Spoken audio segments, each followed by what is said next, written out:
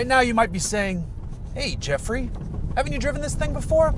And the answer to that is yes, I have. But that was a first drive, and while it was fun to drive at Lime Rock, it only gives you a taste of the car. You play a game called Just the Tip of the Information Iceberg. Here though, after having it for a week, I can tell you this car is f***ing incredible. This is the all-new Audi TT RS. It's awesome. It's way better than it has any right to be. TTs aren't supposed to be this good. They've always been good.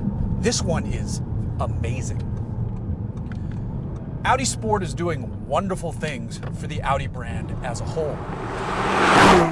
Let's serve up a little refresher though for you if you don't remember the first drive of this car. Under the hood we have an inline 5-cylinder engine with a turbocharger and an intercooler. It's good for 400 horsepower and 350 to 360 pound-feet of torque. And all of that torque is available at just 1,700 RPM. It's sending power out to all four wheels because it's an Audi with Quattro, and it's doing so through a 7-speed DSG gearbox. I have it in manual mode right now, I have it in full dynamic mode, and I love it. In fact, hit ESC into sport, and it's even more fun. Only just so though, you're never gonna get too out of sorts in this thing. On the track, I remember some shimmying under braking. It doesn't really present itself as much out on the canyon. You have to be going very, very fast. Not like city jail fast, but prison fast. And this can get you to prison fast very quickly and very confidently. What does this car compare to? Well, some of you might say Porsche Cayman, and that's a very good thing to compare it to. This car is faster. So then you say, well, there's the Cayman S. This car is as fast as a Cayman S. It's probably more comfortable too, I wouldn't be surprised. In fact, there's also a back seat, which is useless for adults, but my baby seat is back there, and my daughter is loving driving in this thing. Daddy, let's take the red car. Sure thing, my dear. Additionally, you can compare this to the BMW M2. This car is faster. The BMW M2 is most likely going to be more affordable than this one though. This car starts at $65,000. As equipped here, it is a colossal $80,000. That is a shit ton of money. That is a lot of cash. Now going back to the Cayman S comparison, this car can come in less than that car because the Cayman S starts, in the $70,000 range and then quickly shoots past 90 once you add things like your fancy colored seatbelts and your shaped key and leather door inserts and all the other bullshit that Porsche will nickel and dime you for. Now, Audi is not nickeling and diming you here, but there are a few things in some of the packages that I would like if they could be split out and broken out and offered on their own, but they can't because that's not how automakers work anymore. This car's fitted with the Dynamics package. That gives you the cool OLED lights. It gives you a carbon fiber engine cover. It gives you a few odds and ends on top of that as well, but more importantly, it gives you the carbon ceramic front brakes. Now, I don't claim those to be necessary, especially on a daily basis. If you're going to be tracking this car very often, sure, they'd be a good buy. But here on the road, they take more effort on initial pedal press. You got to warm them up to get, the heat into the pads, and then once they're there, yeah, they're never going to fade, but they're doing a lot more work. On a track that makes sense because there's so much weight over the nose of this thing that you're going to need good stopping power up there. Now there's less than an RS variance of the TT of past. The engine up there weighs just under 60 pounds less than prior versions. And that's great to get weight off the nose, but as I said in my first drive, there was a little bit of a pendulum effect under heavy braking on the track. And again, I'm not experiencing it here except maybe once at dumb speeds on the canyon.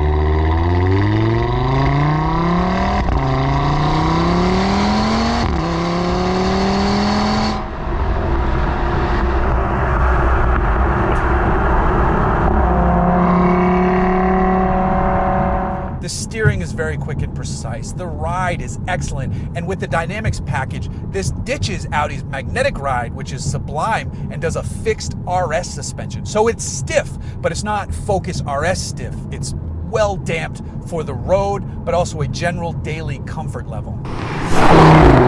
Now inside you have the very nice TT cabin with all of your information in front of you, the HVAC relegated to the knobs and vents themselves. I really like what they've done with this, and it's no different than the base TT, TTS, and TT RS.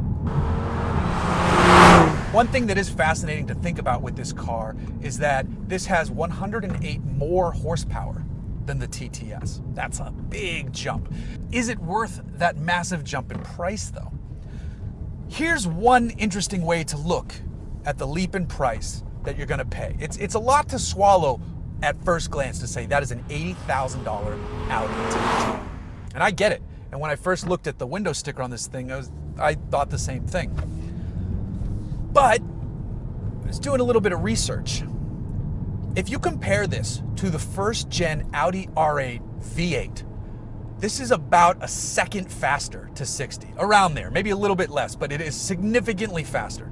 Then if you compare it to the first gen Audi R8 V10, it's about as fast as that car on half the cylinders. That is goddamn amazing. And it's significantly less than an Audi R8 cost. Now, the Audi R8 is a sex machine in automotive form brought down by German aliens from the planet Teutania to give us joy, for those of us who can afford that insane. And I don't say us, not me.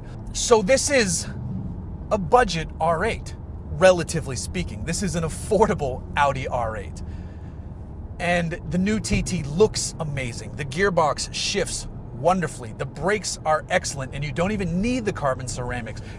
In fact, it's so much of a budget R8 that they give you the damn steering wheel from the R8. So you get half the cylinders and the steering wheel, and then all of the RS tuned goodies to make you smile and realize, nope, I definitely made the right choice not buying the BMW M2. Even though you might miss some rear wheel drive shenanigans, and I get that. You definitely made the right choice not buying the Cayman S. If you want to be the fastest and still have a little bit of comfort in your daily life, the Audi TT RS is the choice. In fact, this is faster, for you American muscle fans, this is faster than the Corvette Grand Sport to 60. That car takes about 3.9 seconds to get there. This one, according to Car and Driver, which is what I'm basing my numbers off of, estimates this does it in 3.6. That is fast. I wouldn't be surprised if there are some tests that show this gets a tick under that. Now, this is without talking about any aftermarket tunes going on. Imagine if you took this to APR, what they could do with just a stage 1 flash. Good Lord. Take it to stage 2, and this is probably an absolute monster. It's already so fast, and it's crazy confidence inspiring. You're gonna go fast, and you're gonna feel comfortable doing so. So you're gonna go faster and faster. So you better be careful when you're taking this out on your favorite roads. Now, if you take it to a track, prepare to set some new records. Personal records. You're not Hans Stuck, and neither am I.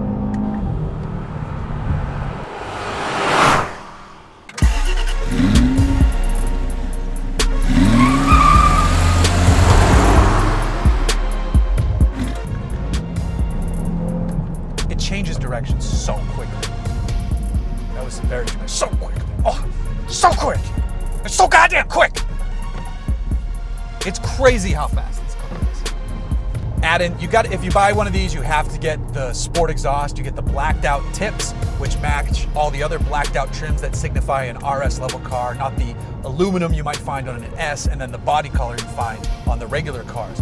That sport exhaust is a 2-stage active exhaust, like the normal TTRS, but this one is just louder. It's the Spinal Tap of the exhaust choices in the TTRS family.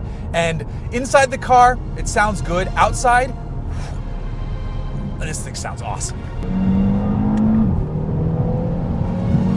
You're probably getting some of the tone, but you're not getting all the exhaust pops if you're outside the car. Woo!